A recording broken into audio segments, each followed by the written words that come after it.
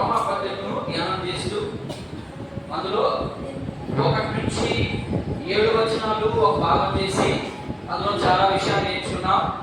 రెండవదిగా 8 నుండి 15 వచనాలు మరొక భాగం చేసి దీన్ని కూడా 5 పాయింట్లుగా చేసుకొని అందులో 3 పాయింట్లు విన్నాం, 2 పాయింట్లు విన్నాం, మూడవది, నాలుగవది, ఐదవది ఈ 3 పాయింట్లు ఈరోజు మనం అర్థం చేసుకునేదానికి ప్రయత్నం చేద్దాం. ఎప్పుడైనా గుర్తుపెట్టుకోనండి, ఎప్పుడైనా ఒక బుక్ని చదివేటప్పుడు దాని బ్యాక్గ్రౌండ్ చాలా ప్రాముఖ్యం. మనకు బ్యాక్గ్రౌండ్ లేకుండా రోమపత్రిక మనం ఎన్నో వచనం కానీ చదువుతున్నాం, ఎన్నో వచనం కానీ చదివిపోయింది, 11వ వచనం కానీ చదివిపోం. కాబట్టి 11 నుంచి మనం 15 వచనం చదువు.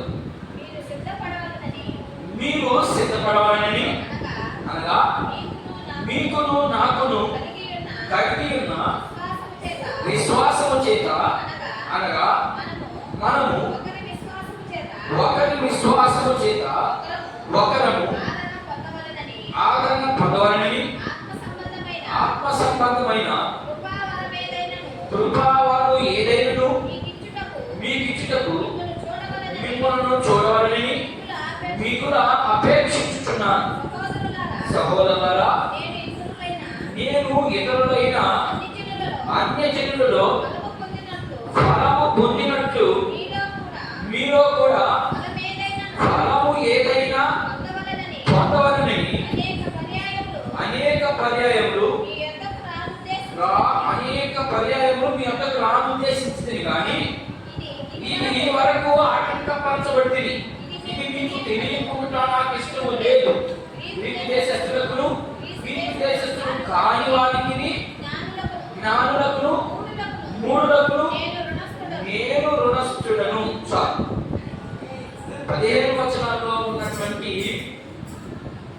అక్కడ ఉన్నటువంటి భావం ఏం చెప్తున్నాడంటే, పౌలు మనం ఆల్రెడీ ఇంత ముందు విన్నాం పౌలు గురించి. ఏం విన్నామయ్యా అంటే, పౌలు ఇప్పుడు కూడా ఈ రోమా సంఘాన్ని చూడలేదు, రోమా సంఘంలో ఉన్నటువంటి విశ్వాసం ఇప్పుడు కూడా ఆయన ముఖాముఖిగా మాట్లాడినట్టు ఎక్కడ కూడా రోమా పత్రికలో మనకు ఆధారాలు లేవు. అలాగని అపోస్తలుల కార్యముల గ్రంథంలో కూడా మనకి అది చరిత్ర పుస్తకం కాబట్టి దాంట్లో కూడా ఎక్కడ కూడా ఆయన సంఘాన్ని కట్టినట్టు కానీ సంఘంలో ఏదైనా ఉద్దేశించి మాట్లాడినట్టు కూడా లేదు. వాటికి మనం సబ్డివిజన్ చేసి ఏం చేసుకున్నాము అంటే, ఇక్కడ ఏం మాట్లాడుతున్నాను ఆయన 11 నుంచి 12 వచనాలు ఒకసారి గమనించండి. ఆయన ఒకసారి 11 నుంచి 12 వచనాలు ఒక్కసారి చదవండి. 11వ వచనం, మీరు సిద్ధపడవాలని అనగా మీకును నాకు కలిగి ఉన్న విశ్వాసము చేత అనగా మనము ఒకరి చేత ఒకరము ఆదరించబడాలి. ఇక్కడ ఏం మాట్లాడుతున్నాడంటే, 3 రకాల ప్రజల గురించి కింద మనం చదువుకున్నాం. ఇక్కడ 3 రకాల ప్రజల గురించి 3 రకాల ప్రజల గురించి పౌలు గారు మాట్లాడుతూ ఉన్నాడు. ఎవరెవరు అంటే, నేను కిందనే రాశాను మీకు. ఎవరెవరు ఆదరించబడాలి అంటే, ఆయన చెప్పే మాటలు విని ఎవరు ఆదరించబడాలి అంటే, మొదటిగా ఎవరు ఆదరించబడాలమ్మా? అన్యులు ఆదరించబడాలి. అన్యులు అంటే దేవుని ఎరగనటువంటి ప్రజలు, అర్థమైందా? లేకపోతే దేవుని కొత్తగా ఎరిగినటువంటి ప్రజలని మనం అర్థం చేసుకోవాలి. మొదటిగా అన్యులు ఆదరించబడాలి. రెండవదిగా పడిపోయినటువంటి విశ్వాసి. ఎవరు పడిపోతారు? విశ్వాసంలో ఎవరు పడిపోతారు? పడిపోయినటువంటి విశ్వాసి ఆదరించబడాలి. మూడవదిగా విశ్వాసి ఇంకా అధిక విశ్వాసం కలిగి ఉంటారు. అర్థమైందా? ఈ 3 ఉదాహరణలు చూపిస్తా ఉంటాడు. ఇప్పుడు మీరు అర్థం చేసుకోవడానికి ప్రయత్నం చేయండి. రోమా పట్టణానికి మీరు వెళ్ళలేదు, అక్కడ అన్నిలో అంటే మీకు అర్థమైపోవాలి. ఏ వచనము? 12వ వచనం చదవండి ఒకసారి. 12వ వచనం ఒకసారి చదవండి. 12వ వచనం చదవండి, లేదా 13వ వచనం చదవండి. 13వ వచనం చదవండి. సహోదరులారా, నేను ఇతరులైన అన్యజనులలో ఫలము పొందినట్లు ఆమె. ఇప్పుడు ఎవరితో మాట్లాడుతున్నది మాట? మీరు అబ్జర్వేషన్ చేయండి. వాక్యాన్ని చదివేటప్పుడు మీ మీరు ఇంటిగా చదువుకొని వస్తున్నారు ఆల్రెడీ. చదువుకొని వచ్చినప్పుడు మీరు అబ్జర్వేషన్ చేయాలి. పౌలు ఎవరితో మాట్లాడుతున్నాడు, ఇది అబ్జర్వేషన్. ఇక్కడ ఎవరితో మాట్లాడుతున్నాడంటే యూదులతో మాట్లాడుతున్నాడు, లేకపోతే ఆయన బంధువులతో మాట్లాడుతున్నాడు. అర్థమైందా?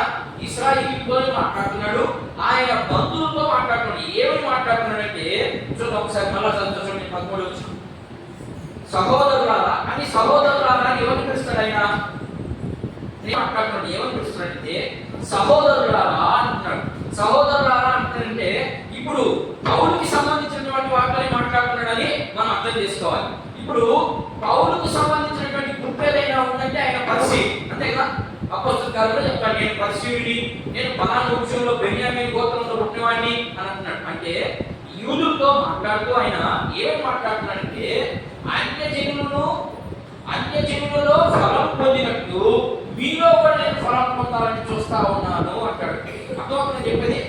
ఫలము అంటే యేసుక్రీస్తుని అంగీకరించారు కానీ ఫలాలు లేవు, వాళ్ళకి లేవు. కాబట్టి ఇప్పుడు యూదులకి ఎవరిని కోర్చి మాట్లాడుతున్నాడు ఆయన అంటే అన్ని జనులను చూపించి మాట్లాడుతున్నారు. అన్ని జనులు చూడండి, యేసు ప్రభు నమ్ముతున్నారు, వాళ్ళు ఆధ్యాత్మికంగా ఎదిగిపోతానే ఉన్నారు. మీరు మాత్రము నాకంతా తెలుసులే అనే ఉద్దేశంతో ఉన్నారు. అలా ఉండొద్దు అని మొదట ఎవరు ఆదరించబడాలంట? అన్యుడు ఆదరించబడాలి. ఎలా ఆదరించబడతాడు అన్యుడు? సువార్త జీవితం ద్వారా అన్యుడు ఆదరించబడతాడు. ఆదరించబడుతున్నారు. ఈరోజు చాలా మంది ఆదరించబడుతున్నారు.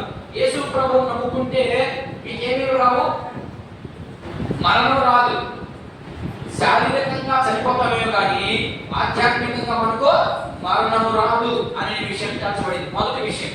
ఇకపోతే రెండవ విషయం, పడిపోయినటువంటి విశ్వాసి. ఎవరు పడిపోయారు? విశ్వాసముల నుంచి పడిపోయినటువంటి విశ్వాసి ఎవరు? పడిపోయినటువంటి విశ్వాసి ఎవరు? ఎలా ఉంటారు? మీకు అర్థమవుతుందా? పడిపోయినటువంటి విశ్వాసి ఎవరు? ఎవరైనా ఒకటి చెప్పండి. దేవుల్లో బాగా ఎదిగి వెనక్కి పడిపోయినటువంటి వ్యక్తి, పాత నిబంధనలో కానీ కొత్త నిబంధనలో కానీ ఒక వ్యక్తి మీకు టక్కన గుర్తుకొచ్చారు. ఒక వ్యక్తి, అందరూ రారు కానీ కొద్దిమంది టక్కన గుర్తుకొస్తారు. సంసోను ఉన్నాడు కదా, సంసోను బాగా ఎదిగాడు దేవుల్లో. దేవుల్లో బాగా ఎదిగి యాడ్ పడిపోయాడు. తెలియదు అక్కడికి వస్తానికే కప్పా పడిపోయాడు. అట్లాంటి వ్యక్తి కూడా లేయాలి. పడిపోయినటువంటి వ్యక్తి అంటే పాపంలో పడిపోయినటువంటి వ్యక్తి, లేకపోతే లోకంలో పడిపోయినటువంటి వ్యక్తి కూడా మనం సువార్త చేస్తే లేకపోవడాలి. ఎలా చెప్పాలి సువార్త? మీరు వెళ్ళారు సువార్తకి. ఈరోజు చాలా మంది సువార్త చెప్తున్నారు, ఇలాంటి సువార్త లేవు. యేసు ప్రభువుని నమ్ముకోండి, మీకు ఏమేమో ఇది సువార్త, వచ్చిన సువార్త ఇది. పడిపోయినటువంటి వ్యక్తి కూడా లేచి తిరిగి ప్రభు దగ్గరికి రావాలి. అంటే ఎలా చెప్పాలి మనం సువార్త? వెళ్ళి పడిపోయి ఉన్నాడు ఒక వ్యక్తి, లోకంలో కలిసిపోయినాడు, పాపం సంగతి పక్కన పెడదాం, లోకంలో కలిసిపోయినాడు, వాడికి లేనిపోని అలవాట్లన్నీ వచ్చేస్తున్నాయి. మంచి వ్యక్తే, ఆ వ్యక్తిని మనం ఎలా తీసుకురాగలం సువార్త చెప్పి? దాన్ని వివరిస్తున్నాడు. ఆ పడిపోయినటువంటి వ్యక్తి కూడా మనం చెప్పే మాటలు బట్టి ఏం ముచ్చకపోయింది లేదు, ప్రభు నిన్ను క్షమిస్తాడు, నువ్వు దాన్ని విడిచిపెట్టి దేవుని దగ్గరికి రా. ఇది సువార్త చెప్పడం. వాడికి ఏం ఇబ్బంది లేదు. ఒకవేళ ఇప్పుడు దాకా పడిపోయావేమో, ఒకవేళ నీకు నీ ఆశ లేకపోతే నీ మనస్సు లేకపోతే నీ కళ్ళు ఏదో ఒక రీతిగా నిన్ను డైవర్ట్ చేసింది, కాబట్టి ఆ డైవర్ట్ నుంచి లేచి రావాలి అంటే నువ్వు వాడికి పర్సనల్ గా సువార్త చెప్పాలి. పర్సనల్ గా వెళ్ళి సువార్త చేస్తే ఖచ్చితంగా వ్యక్తి ఆదరించబడతాడు. అలాంటి సువార్త వినే ఉద్దేశం కూడా ఉండాలి వాడికి. అవతలకి నువ్వు చెప్పేటప్పుడు మాటి పోయి వాడికి చెప్పకూడదు. ఒక్కసారి రెండోసారిగా మనకు ఛాన్స్ ఇవ్వరు వాడు. ఒకసారి విని మన మాట అంగీకరించాడంటే వాడు దేవుని సన్నిధికి వస్తాడు, లేకపోతే దేవుని సన్నిధి నుంచి దూరం అయిపోతాడు. ఎలీయా విషయంలో పడిపోయాడు. పడిపోయిన తర్వాత తిరిగి లేచాడా? నేను పడిపోయినాడా? తిరిగి లేచాడు. ఎలా లేచాడో ఒక 2 వచనాలు మనం గమనిద్దాం. చూద్దాం. 16వ అధ్యాయము, నేను రాసుకోవడం తప్పు, చూద్దాం. 16వ అధ్యాయము 23 నుంచి చదువుకుంటా ఉన్నాం. చూడండి, కరెక్ట్ చదవాలి. ఎవరు చదివేవాడు కరెక్ట్ చదవాలి. ఫిలిష్తీయుల శబ్దాలు మన దేవతలను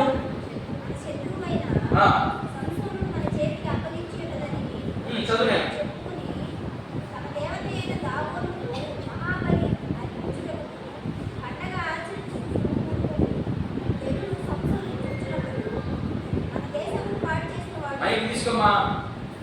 వినపడ్డాడు, నాకే వినపడ్డాడు, నేను తీసుకో.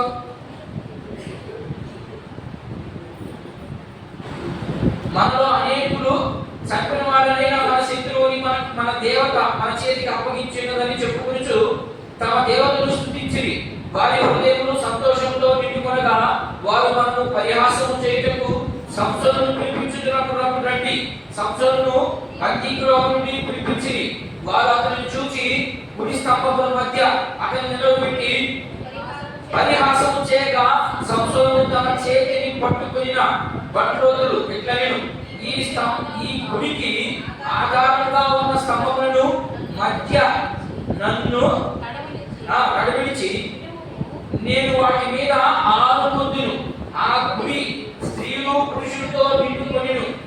ఫిలిష్తీయుల సర్దారులు అక్కడుండి వారు సంసోనుని ఎగతాళి చేయగా గుడి కప్పు మీద స్త్రీలను పురుషులను ప్రమాణమి 3000 మంది. అప్పుడు సంసోను ఏమంటున్నాడు చూడండి, అప్పుడు దాకా పడిపోయినటువంటి వ్యక్తి, అప్పుడు దాకా అవమానపరచబడిన వ్యక్తి, అప్పుడు దాకా డెలీలా చేతిలో కీలుబొమ్మగా ఉన్నటువంటి వ్యక్తికి ఇప్పుడు మనోరంధ్రాలు పెరిగాయి. ఎందుకు పెరిగాయంటే సంసోనుని చేతులు పిలిచి వెనక్కి కప్పి ఆయన్ని కనుగుడ్లు పెరిగేసి. చూడండి ఎంత భయంకరమో. దేవుడిని విడిచిపెడితే మనం కూడా అంతే భయంకర స్థితిలోకి వెళ్తాం. ఒకసారి వెలిగించబడి లోకంలో కలిసిపోయామంటే మనకు వచ్చే శ్రమ అంతా ఇంకా ఉండదు. దేవుడు క్షమిస్తాడు, ఇంకా నా బిడ్డ తిరిగి వస్తాడే, ఇంకా నా బిడ్డ వస్తాడేమో నా దగ్గరికి. దేవుడు ఇంకా వెయిట్ చేస్తానే ఉంటాడు. ఎందుకంటే ఆయన ప్రేమ స్వరూపి కాబట్టి. కొంతకాలం వెయిట్ చేసిన తర్వాత ఇక దేవుడికి ఓపిక ఉండదు, మనకే ఓపిక ఉండదు. ఇక దేవుడికి ఎలా ఓపిక ఉంటుంది? అందుకని ఆయన దేవుడు అయ్యాడు. ఆ ఓర్పుని సహించుకోలేక దేవుడు ఏం చేస్తాడంటే వాడి మీద పంపిస్తాడు. ఏం పంపిస్తాడంటే భయంకరమైనటువంటి ఉగ్రతను పంపిస్తాడు. ఆ ఉగ్రతను ఇప్పుడు సంసోను మీదకి ఎవరు పంపించారు? దేవుడు అనుమతి లేకుండా సంసోను పట్టుకోగలరా? ఆయన చుట్టూ ఉంది ఆయన బలమంతా. అర్థమైనా ఒక గాడిద ఎముక పక్క ఎంత బలాఢ్యుడో చూడండి. ఆయన అంత బలం కలిగిన వ్యక్తి పడిపోయిన వెంటనే ఆయనకి ఎప్పుడు గుర్తుకొచ్చింది?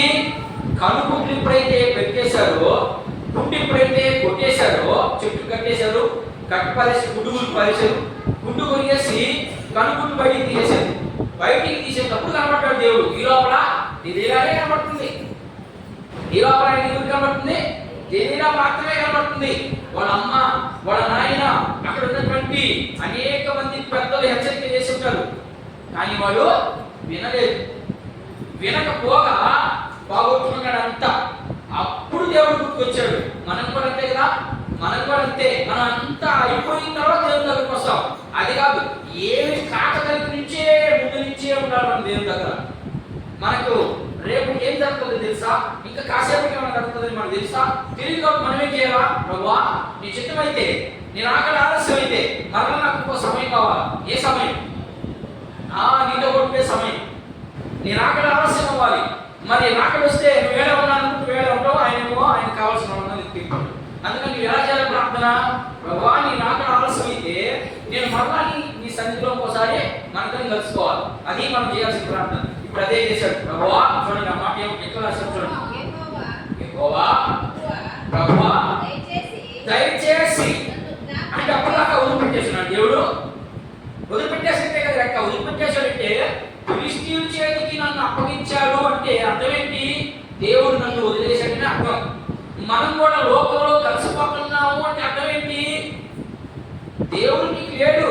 దేవుడు నీలో ఉంటే నీకు హెచ్చరిక తప్పు తప్ప ఉంటాడు. అమ్మా నువ్వు చేసే తప్పు నాయన, అయ్యా నువ్వు చేసే తప్పురా తడతా ఉంటాడు. దేవుడి మాట ధిక్కరించి నువ్వు వెళ్తున్నావు అంటే దానికి అర్థం ఏంటి? నీ ఆత్మ వెలిగించబడలేదని. అందుకనే రక్షణ పోదు. మన శుక్రవారంలో చెప్తున్నాం, రక్షణ అయితే పోదు కానీ నీ దీపస్తంభాన్ని తొలగించేస్తాడు. నువ్వేమో యేసుక్రీస్తు బిడ్డ అనుకుంటావు, కానీ నీ ప్రవర్తన చూస్తే యేసు ప్రభువుకి అదే ఇక్కడ మాట్లాడుతుంది. నీ దీపస్తంభాన్ని తీసేస్తాను అన్నాడు. చదివేదాం మనం శుక్రవారం చెప్పాను, నేను క్లారిటీగా చెప్పాను. నేను శుక్రవారం రోజు రక్షణ అయితే పోదు, మీరు యేసుక్రీస్తు బిడ్డలే కాదని చెప్పండి. కానీ ఆత్మ నీలో వెలుగుండదు. ఏమొస్తుంది? చీకటి స్వభావం నీకు వచ్చేస్తాయి. అంటే లోకంలో ఉన్న ఆశలు నీకు వచ్చేస్తాయి. ఈ ఆశలు నీకు ఎప్పుడైతే వస్తాయో ఇప్పుడు నువ్వు ఎవరికి దూరస్తులైపోతావు? దేవునికి దూరస్తులైపోతావు. దేవునికి దూరస్తులైపోతే నీలోకి ఏమొస్తుంది? సైతాన్ కూడా వచ్చేస్తాడు. ఉదాహరణకు ఒక ఇల్లు కట్టాం. ఆ ఇంట్లో ఎందుకు మనం లైట్ వేస్తాం? చాలా మంది లైట్ ఏంటి దీపం పెట్టినట్టు. ఎందుకని? కారణం ఏంటి? దేని చొరబడుతుందా? నీవు నిజంగా వెలిగింపబడి ఉంటే, నీవు నిజంగా లోకంలో నుంచి సపరేట్ అయ్యింటే అంత తేలిగ్గా చీకటి నీలోకి జ్వరబడు. చీకటి నీలోకి జ్వరబడిని ఇచ్చావు అంటే నీలో ఏమో లేదని అర్థం, వాక్యం లేదని అర్థం. అంతే, వాక్యమే వీటన్నిటికీ. అందుకనే మనం అక్కడక్కడ బోర్డు చూస్తుంటాం, ఈ వాక్యమే నాకు నా పాదములకు దీపమై ఉన్నది. దీపం, ఆ దీపాన్ని తీసేస్తానన్నాడు. అంటే నీలో వాక్యమే లేదని అర్థం. అదే పౌలు ఏం చెప్తున్నాడంటే, పడిపోయినటువంటి విశ్వాసం కూడా ఆదరించబడాలి. నువ్వు చెప్పే సువార్తని వాక్యం చెప్పినప్పుడు పడిపోయినటువంటి వాడు కూడా ఆదరించబడాలి అని చెప్తున్నాడు. ఇది రెండవ విషయంగా. ఇకపోతే మూడవ విషయం, విశ్వాసి ఇంకా గొప్పగా ఎదగాలి. మనం కిందకు పోతే చూద్దాం. ఈ రోజు అలా ఉందా? అలా ఉందమ్మా. ఒక ఆమె ఎదుగుతాము అంటే వాడికి ఏదో ఇంకా 4 ముక్కలు నేర్పిస్తే వాడు కూడా వెళ్ళి ఇంకా 2 మందిని ఇంకొక ఇద్దరిని వాడి లెక్క ప్రకారం వాడు ఇంకొక ఇద్దరిని దేవుళ్ళకి నడిపిస్తే ఆదిత్యంతా ఏమవుతుంది? ఉదాహరణకి ఒక చిన్న అనేది బైబిల్ చెప్పే సిద్ధాంతం. అయితే అలా ఆయన 5 మందితోనే కంటిన్యూషన్ చేశారు. చాలా సంవత్సరాలు జరిగిన తర్వాత ఒక రోజు రాత్రి, ప్రభువా ఏదైనా పరిస్థితి ఇంచుమించు 10 ఏళ్ళకి నేను చావుకొచ్చి ఈ 5 మందితోనే కొనసాగిస్తున్నావే, మరి ఇక్కడ అలా అనుకుంటా పడుకున్నాడంట ఆ రోజు రాత్రి. కొంతకాలం అలా జరిగింది. ప్రభు ఏం మాట్లాడలేదు. తర్వాత ఈయన వయసు ఏమైంది? వయసు పైబడింది, చనిపోయాడు. వెళ్ళిపోయాడు దేవుని దగ్గరికి. దేవుని దగ్గరికి వెళ్ళిపోయిన తర్వాత ఈయన చెప్పినటువంటి సువార్త విని వాళ్ళ కుమారుడు, వాళ్ళకి సంబంధించినటువంటి ఆత్మీయ కుమారులు ఉంటారు కదా. అంటే ఇప్పుడు నేను పోయిన తర్వాత ఇంకోళ్ళు కూడా వస్తారు ఇక్కడికి. అలాగే ఉన్న కాంటే ఉండకూడదు. నేను అల్లాదే చేస్తాను కుదరదు. ఇప్పుడు ఈరోజు డమ్ము కొడుతున్నావు, రేపు ఏం చేయాలా? డమ్ము కొడతా, పాట పాడాలి. అట్లా ట్రై చేయాలి. అది విశ్వాసంలో బలపడడం అంటే. ఒక వ్యక్తి ప్రార్థన మాత్రమే చేయగలడు. ఆ ప్రార్థనలో నుంచి వాక్యం చెప్పే స్టేజ్కి రావాలి. ప్రభుతో లింక్ అయ్యే స్టేజ్కి ఫలించడం అంటే. అలాంటి ఫలింపు గురించి మాట్లాడుతున్నాను ఇక్కడ. చూద్దాం 25వ వచనం చూడండి. సంశోధన కాదు, సంశోధన కాదు, అయిపోయి సంశోధన పూర్తిగా మనకు అర్థమయ్యేదానికి పడిపోయినటువంటి వ్యక్తి మరలా దేవుని దగ్గరికి వస్తే దేవుడు ఇస్తాడా ఇవ్వడా అనే దానికి మాత్రమే నేను మీకు ఒక ఉదాహరణ చూపించాను. ఇప్పుడు మరలా రోమపత్రిక 1వ అధ్యాయం, ఆయన 11వ అధ్యాయం, 11వ అధ్యాయం, రోమపత్రిక 11వ అధ్యాయము 25వ వచనం ఒకసారి గమనించండి. చూడండి. సహోదరులారా, ఏమనుకుంటున్నారు యూదులు? ఏమనుకుంటున్నారమ్మా? మీ దృష్టికి సహోదరులారా అని పిలుస్తున్నారంటే మీరు నన్ను నసైనట్టు ఒకసారి. పౌలు సహోదరులారా అని పిలుస్తున్నారంటే ఎవరు పిలిచినట్టు లెక్క? ఆది లెక్క. అంటే వాళ్ళ జాతికి సంబంధించినటువంటి వారిని మాత్రమే సహోదరులారా అని పిలుస్తాడు. ఇక్కడ కాంటెక్స్ట్ చూడండి. ఇక్కడ ఏం చెప్తున్నాడు? రోమా పట్టణానికి పత్రిక రాస్తా ఉన్నాడు. రోమా పట్టణానికి ఎప్పుడు అక్కడ ఉన్నటువంటి సంఘాన్ని కట్టిన వ్యక్తి కాదు, అక్కడ ఉన్నటువంటి ప్రజల్ని నచ్చుచిన వ్యక్తి కాదు. ఇప్పుడు పత్రిక రాస్తా ఉన్నాడు. రాసి ఎవరు చేత పంపించాడు ఆ పత్రికను? రోమా పత్రిక ఎంతమంది చదివారు పూర్తిగా? ఎవరు చదవలేదమ్మా? రోమా పత్రిక చదివారు కదమ్మా? చదివితే ఎవరు చేత పంపించాడు ఆ పత్రికని? రాశాడు కదా. రాసి ఒక ఆమె పంపించాడు. ఎవరని? 16వ అధ్యాయంలో ఉంటుందమ్మా, మీరు చదవాలి. నేను ఏ పుస్తకం అయితే చెప్తున్నా పుస్తకాన్ని మీరు చదువుకోండి. వారి ముందే చెప్తున్నాను. మీకు ఫిబే అనే వ్యక్తితో పంపిస్తాడు ఆ పత్రికను. అందువల్ల ఫిబే అనే వ్యక్తితో ఆయన పత్రికను రాసి పంపిస్తాడు. పంపించినప్పుడు అక్కడ చదువుకున్న వాళ్ళు ఎలా అర్థం చేసుకోవాలని? కొడుకు రాశాడైనా, కూతురికి రాశాడైనా, అమ్మకు రాశాడైనా, నాయనకి రాశాడైనా, బాధ్యతకి రాశాడైనా, లేకపోతే ఆయన స్నేహితులకు రాశాడైనా, ఉత్తరం రాసినప్పుడు మనం రాస్తాం. ఎవరు రాస్తాం? ప్రియమైనటువంటి కుమారుడు కుమారుడికి, కుమార్తెకి, తల్లి గారికి, తండ్రి గారికి ఎక్కడ రాస్తాం కదా, అట్లా ఈ పత్రికలో రాసి పంపించినప్పుడు నా సహోదరులారా అంటున్నాడు అంటే ఖచ్చితంగా ఎవరితో మాట్లాడుతున్నాడని? యూదులతో. లేకపోతే ఆయనకి బంధువులతో మాట్లాడుతున్నాడు నా సహోదరులారా. యూదుల్ని ఇశ్రాయేలీయుల్ని బంధువులా కలుపుకోకపోతే ఈ పత్రికని యాక్సెప్ట్ చేయకూడదు. అందుకని నా సహోదరులారా, నేను ఫలాని గోత్రానికి సంబంధించినటువంటి వ్యక్తిని, ఇదిగో నేను ఫలాని వ్యక్తికి పుట్టినటువంటి వ్యక్తిని, కాబట్టి నేను రాస్తున్న పత్రికను, ఈ పత్రికతో పాటు మీ పిల్లలు చెప్పినటువంటి కొన్ని పుస్తకాలు ఉన్నాయి కదా, యెషయా గ్రంథము, పాత నిబంధనలో ఉన్న పుస్తకాలన్నీ ఏవైతే ఉన్నదో అదే భావంతో నేను రాస్తా ఉన్నాను మీకు అని చెప్తా ఉన్నాడు.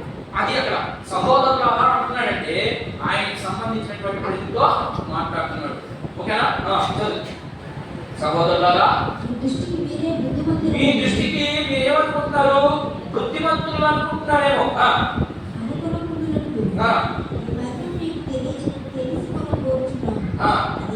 అదేమనగా అన్యజనుల ప్రవేశము సంపూర్ణమగు వరకు ఇశ్రాయేలుకు కఠిన మనసు కొంత మట్టుకు కలిగి ఉండేను.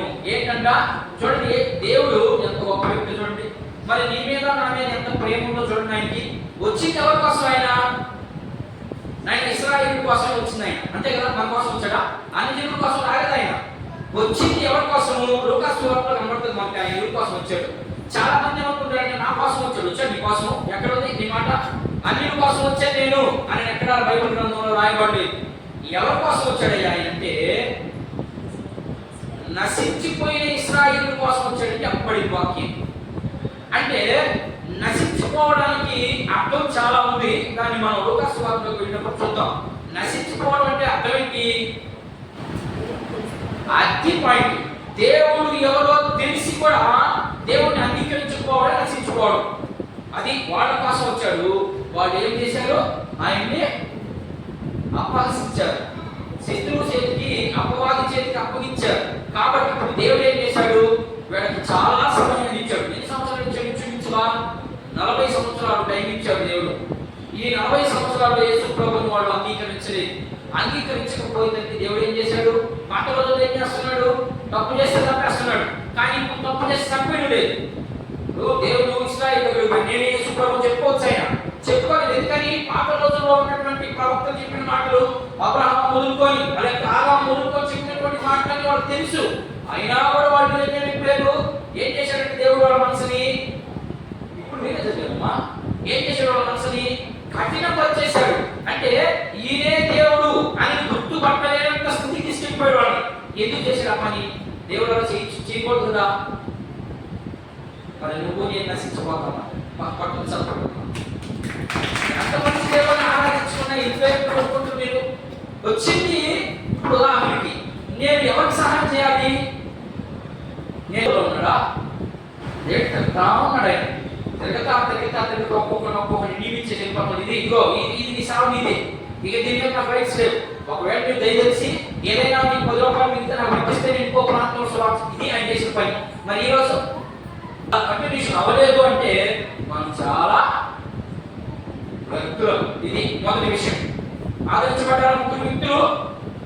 మనం చదవబడిన దాంట్లో పడిపోయిన వ్యక్తి ఆదరించబడాలి, అన్యులు ఆదరించబడాలి, చివరిగా విశ్వాసి ఇంకా అధికంలోకి వెళ్ళాలి. కొన్ని ప్రోత్సాహం చేయాలి. నువ్వు ఎలా? దేవుడి దగ్గరికి వచ్చి ప్రతి రోజు 1 గంట సేపు దేవుని సన్నిధిలో కూర్చొని ప్రార్థన చేయాలి. ప్రభువా సంఘాన్ని అభివృద్ధి చేయి, నన్ను కూడా అభివృద్ధి చేయి. నువ్వు సంఘం కోసం చేస్తే ఆటోమేటిక్గా నీకు తెలియకుండా నీకు అభివృద్ధి చేస్తుంది, ఇంకా అభివృద్ధి చేస్తాడు. ఆ అభివృద్ధి వచ్చిన తర్వాత నీ దగ్గర నుంచి నువ్వు వద్దన్న బాధని నాకు వద్దని. ఇక్కడ సువార్త విషయంలో చాలా జాగ్రత్తగా ఉన్నారు మీరు, దేవుని విషయంలో చాలా జాగ్రత్తగా ఉన్నారని 4 విషయాలు నేర్పిస్తున్నాడు. నేను కరెక్ట్గా చెప్తాను, మీరు కరెక్ట్గా చదవండి. 1, మీరు దేవుల్లో స్థిరంగా ఉండాలి. ఎక్కడుంది మాట? దేవుల్లో స్థిరంగా ఉండాలంటే మీరు దేని మీద కట్టాలి? యోహాను సువార్త 17వ అధ్యాయం 17వ వచనం. అక్కడ ఏముంటుందంటే సత్యం మీద చదువు మాట. యోహాను సువార్త కరెక్ట్గా చదవ, నేను కొత్తగా ముగిస్తాను ఇంకా ఆగ్రహంలో. యోహాను సువార్త 17వ అధ్యాయం 17వ వచనం. సత్యమందు ఏం చేయాలంటమా? వారిని ప్రతిష్ఠ చేయాలి. ముందు దేని మీద చేయాలి? సత్యము నేను చెప్పే మాట సత్యమా? సత్యం కాదు. మరి ఎవరు చెప్పే మాట సత్యము? యేసు ప్రభు చెప్పే మాట మాత్రమే సత్యం. ఇక ఈ లోకంలో ఎవరు చెప్పేది కూడా సత్యం ఉండదు. యేసు ప్రభు మాత్రమే సత్యవంతుడు, నీతిమంతుడు, న్యాయవంతుడు. ఆయనకి లేని బిల్లు లేదు. అర్థమైనా? దాని మీద ప్రతిష్ఠించబడాలి. ఆ ప్రతిష్ఠించబడిన వ్యక్తి ఎలా ఉంటాడో అపొస్తలుల కార్యముల గ్రంథం చూద్దాం. 17వ అధ్యాయం చూద్దాం. ఎక్కడ చదువుదాం. ఎలా ఉంటాడు ఆ వ్యక్తి? 11 నుంచి 13 వచనం చూడండి. ఉదాహరణకి మీకు ఇవన్నీ చూపిస్తా ఉన్నాను నేను. ఆ వ్యక్తి ఎలా ఉంటాడు? సత్యమందు ప్రతిష్ఠ చేయబడినటువంటి వ్యక్తి ఏది పడితే తినడు. అర్థమైనా? ఏది తింటాడు అక్కడ చూడండి. చదివే మీరు తెస్సలోనిక సంఘములో ఉన్న విశ్వాసుల కంటే కనులైంది కనుక ఆసక్తితో వాక్యమును అంగీకరించి పౌలును శీలయును చెప్పినటువంటి వాక్యాలను అలాగ ఉన్నవో లేవో అని ఇది చేస్తున్నాడు. ఏం చేస్తున్నాడు? ప్రతి దినం ఏం చేస్తున్నారంట? ఏ బట్ట తిన్నారా? సత్యం మీద ప్రతిష్ఠించ చేయబడ్డారు. వాళ్ళు సత్యాన్ని విడిచిపెట్టిపోతున్నారా? ఎవరు చెప్తున్నారా? ఏం చేస్తున్నారా? లేదు.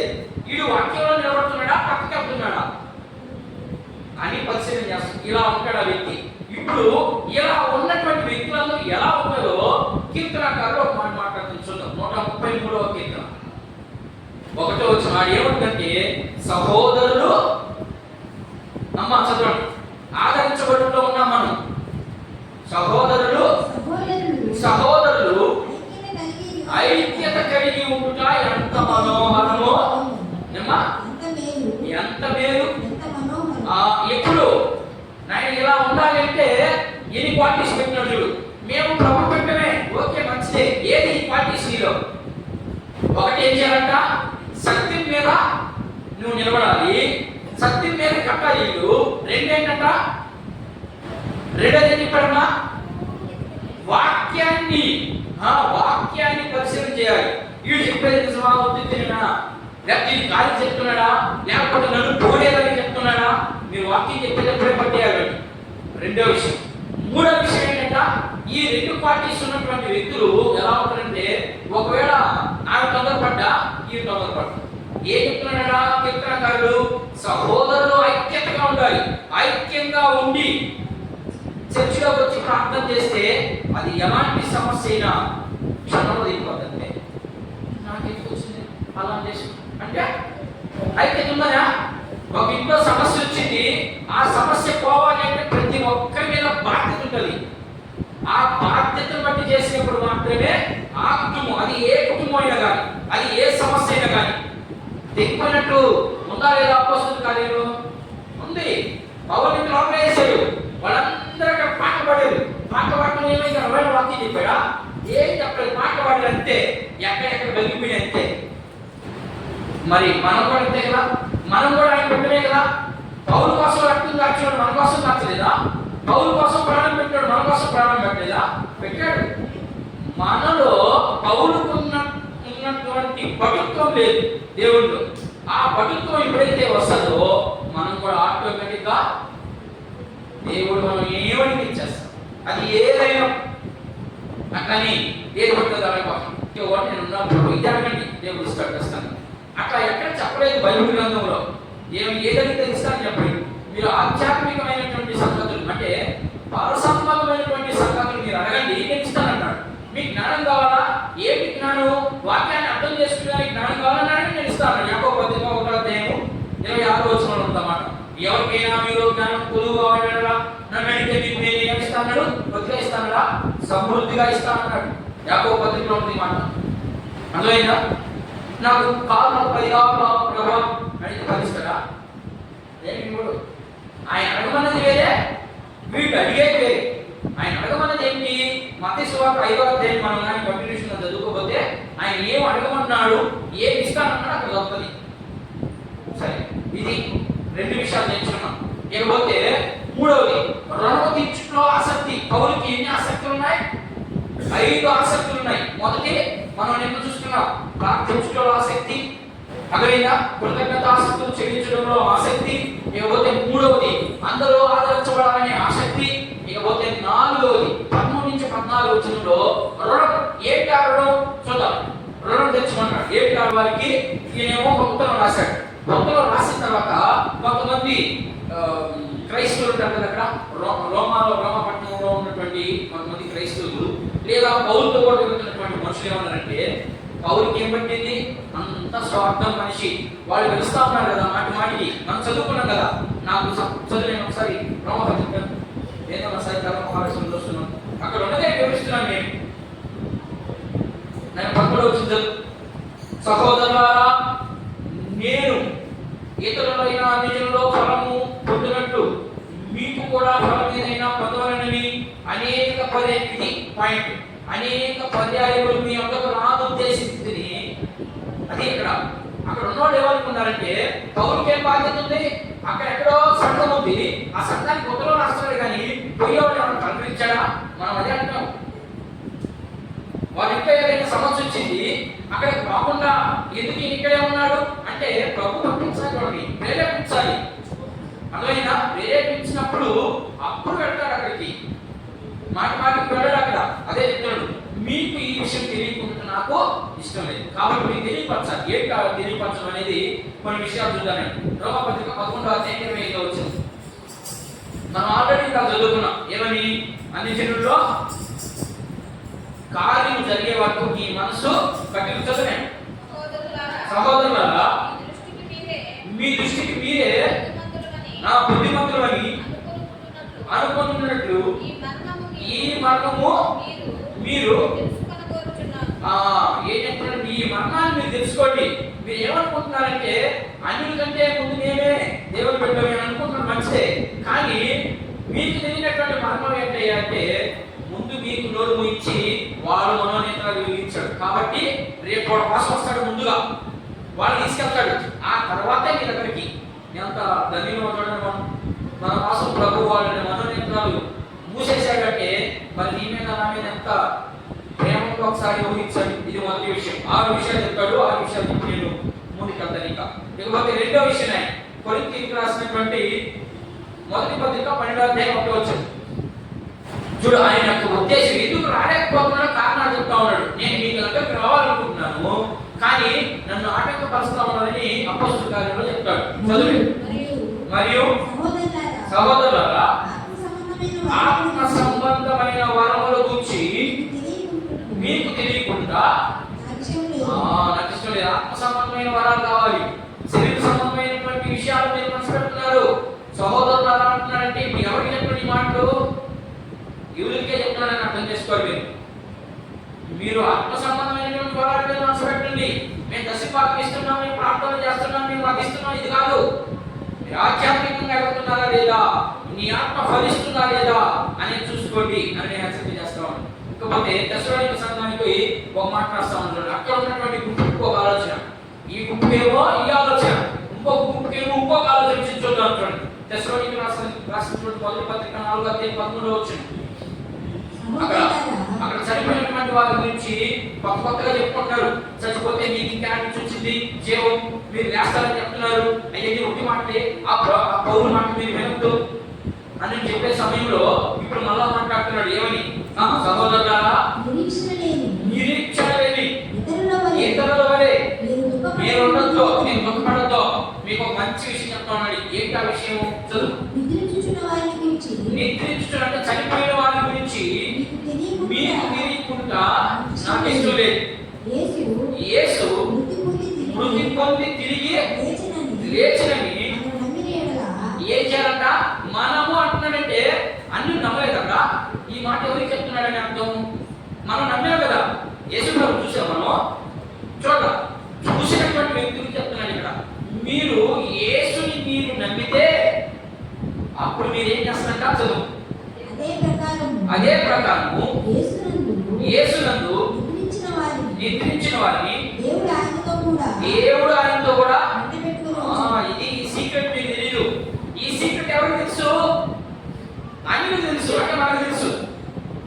మీకు తెలియకుండా నాకు ఇష్టం లేదు, అందుకని మీకు చెప్పేస్తున్నా. ఇది సీక్రెట్. వాళ్ళు ఎందుకు దేవుడిని పెట్ట నమ్మేస్తున్నారంటే వాళ్ళు దేవుడితో కూడా ఉండాలని వాళ్ళు నమ్మేస్తున్నారు. మీరేమంటే అంతా మాకు తెలిసే యేసు ప్రభు గురించి మాకేం తెలియదు, అన్ని మాకు తెలిసే, నువ్వు చెప్తే నేను వినాలన్నా అనే ఉద్దేశం కలిగి ఉన్నారు. మీకు తెలియనటువంటి మరణం ఇదే. ఏంటా మరణం అంటే మొదట చచ్చిపోయినట్టే ఆయనతో కూడా వస్తారు.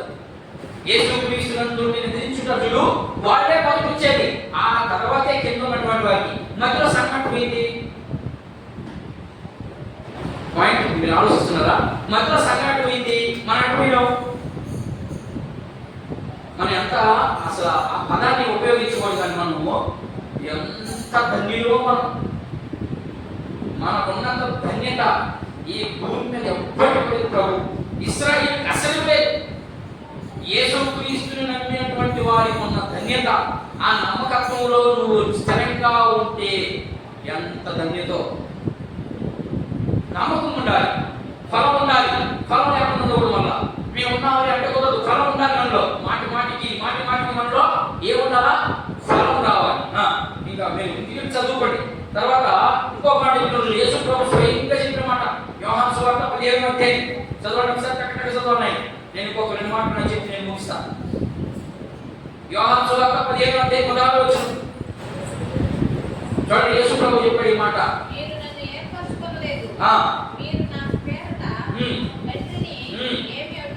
ఏమడుగుదో అది ఆయన మీకు అనుగ్రహించినట్లు మీరు వెళ్ళి ఏం చెప్పండి యేసు ప్రభు? ఫలించగలుగుతున్నామా? నేను మనం బాప్టిజం తీసుకున్నాం, యేసు ప్రభు తెలియాం, ఇక మాకు ఫలం వద్దు, మేము అలాగే ఉంటాం. కాదు, దేవుని ఉద్దేశం ఏంటి? ఫలము పొందండి. మీరు ఫలం పొందితే నేను సంతోషపడతాను. నేను సంతోషపడితే తండ్రి కూడా సంతోషమే. అయిపోయింది. అయిపోవాలి. ఇంకేమన్నా మరి యేసు ప్రభు కోరుకున్న రీతిగా మనం ఉండగలుగుతున్నామా? ఉండలేకపోతున్నాం. కారణం ఏంటంటే వీళ్ళు ఏం లేదని అంటాం. వెలుగు లేదు. దీపస్తంభం గుట్టుగుట్టుగా అవుతుంది. ఏది లేదంగా నా ఉద్దేశం. గుట్టుగుట్టుగా అవుతుంది. దానికి ఏం చేయాలా? సబ్బు పోయాలి, జీవాత్మను పోయాలి. జీవాత్మ ఎక్కడి నుంచి దొరుకుతుంది? బైబిల్ నుంచే దొరుకుతుంది మనకు, అంతే. ఎక్కడి నుంచి దొరకదు. సరే, ఇకపోతే లాస్ట్ మాట నేను మొదటి పత్రిక కొరింథీయులకు రాసినటువంటి మొదటి పత్రిక 9వ అధ్యాయం 18వ వచనం. ఇక్కడ పౌలు తీర్మానం తీసుకున్నాడు. మరి అట్లయితే నాకు నేను సువార్తను ప్రకటించినప్పుడు సువార్త యందు నాకున్న అధికారమును ఎన్నో ఎక్కడ చదువుతున్నావు? మొదటి కొరింథీయులకు రాసిన పత్రిక 9వ అధ్యాయం 18వ వచనం. అట్లయితే నాకు చేతినేమి? నా సువార్తను ప్రకటించినప్పుడు సువార్త యందు నాకున్న అధికారము పరిపూర్ణంగా వినియోగించపరచుకోకుండా సువార్తను ఉచితంగా ప్రకటించుటయే. ఏంటంటే చేత కాదు మీకు అమ్మా, ఉచితంగా ప్రకటించడమే. మరి ఈరోజు ఉచితంగా ప్రకటిస్తున్నారా? నేను పని చేయకూడదు, అసలు పాస్టర్ ఏంటంటే పని చేసేది అని అంటున్నారు ఈరోజు. లేదు, చేయాల్సిందే. ప్రభు చెప్తాను నీకు, ఇదిగో నేను సంపూర్ణంగా సేవ చేశాను, ఇక పని హ్యాపీ అంటే హ్యాపీ. నేను నీ కోట్ల ఆదాయం వచ్చింది. ఇక 15 వచ్చింది చదువునైనా రోమపత్రిక 1వ అధ్యాయం 15 వచ్చింది చదువు. నేను వివరించి ముగిస్తా. ఇక్కడ 2 విషయాలు చెప్తాడు. మళ్ళా కొరింథీయులకు సారీ మొదటి రోమపత్రిక 1వ అధ్యాయం 15 వచ్చింది చదువు. కాగా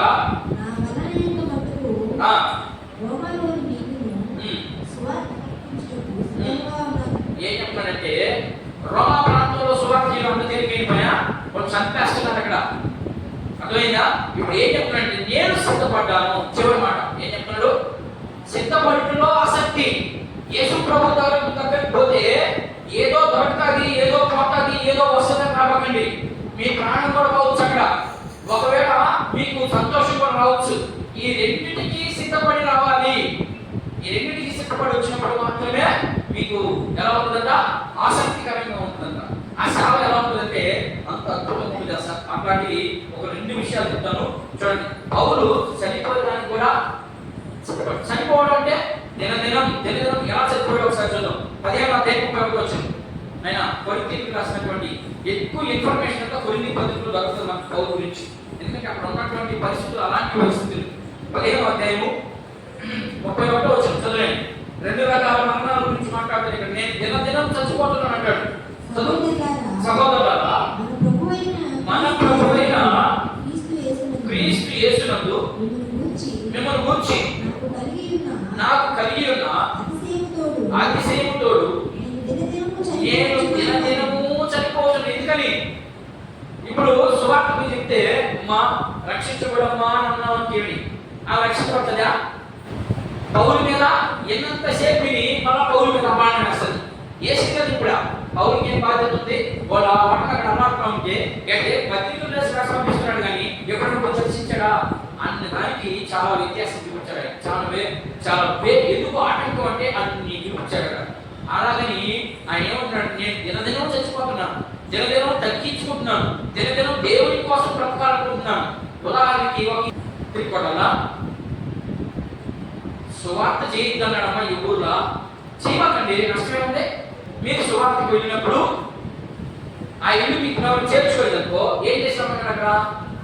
అంతే, నిలిపియడమే మన పని. ఈ గ్రామానికి ఉన్నప్పుడు వాడి ద్వారా మళ్ళీ ఈ గ్రామానికి వస్తాడు. మళ్ళా ఈ గ్రామంలో ఇంటికి సంబంధించిన కూడా కొందరు అక్కడికి వచ్చి మళ్ళా సువార్త అది ఆయన చేశాడు. నేను దినదినము చచ్చిపోతున్నాను అన్నాడు. మనం చస్తున్నావా?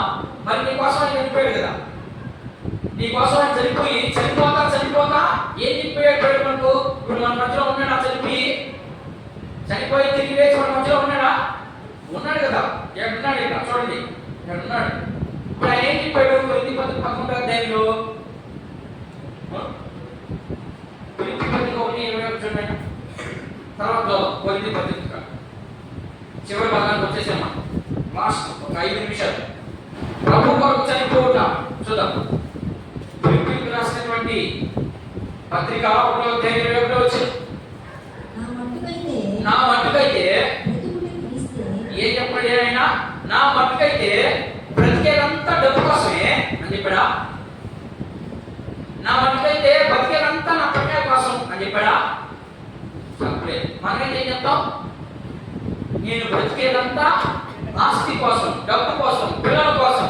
కానీ పౌరులు చెప్పలేదు. కాబట్టి ఆయన నుంచి చాలా విషయాలు నేర్చుకోవాలి. చాలా ఒకటి కాదు, మనం చేసేది దేవునికి ఇష్టమైనటువంటి భక్తి అండి. నేను ఒక మాట చెప్తాను. దేవునికి ఇష్టకరమైన భక్తి ఏంటంటే మనం రోజు అక్కడి నీ పని మానుకోవద్దని కాదు నా ఉద్దేశం. నువ్వు పని చేసుకుంటూ నువ్వు ఫలించాలి. అది ఆయన కోరుకునే కోరిక. అర్థమైందా? ఇప్పుడు ఏం చెప్పాడు ఆయన? కొరింథీ పత్రికలో ఏం చెప్పాడమ్మా? నేను ఆకాస్తాను, నేను ముగించేశాను వాక్యాన్ని, నేను ముగించాను. ఏం చెప్తా ఉన్నాడు ఇక్కడ కొరింథీ పత్రికలో? పౌలేమో నేను చచ్చిపోతున్నాడు, బాగానే ఉంది. మరి ఆయనలో నుంచి మనం నేర్చుకోవాలి కదా. యేసు ప్రభు తన కోసం ఏం చెప్పాడు? ఆయన పంపిస్తాను ఆధారకర్తని. అర్థమైందా? ఆధారకర్త మిమ్మల్ని ఎక్కడ నడిపిస్తానన్నాడు? సర్వసత్యంలో నడిపిస్తానన్నాడు. నడిపిస్తున్నాడు మనల్ని. ఏంటి సర్వసత్యం అంటే? కొరింథీ పత్రిక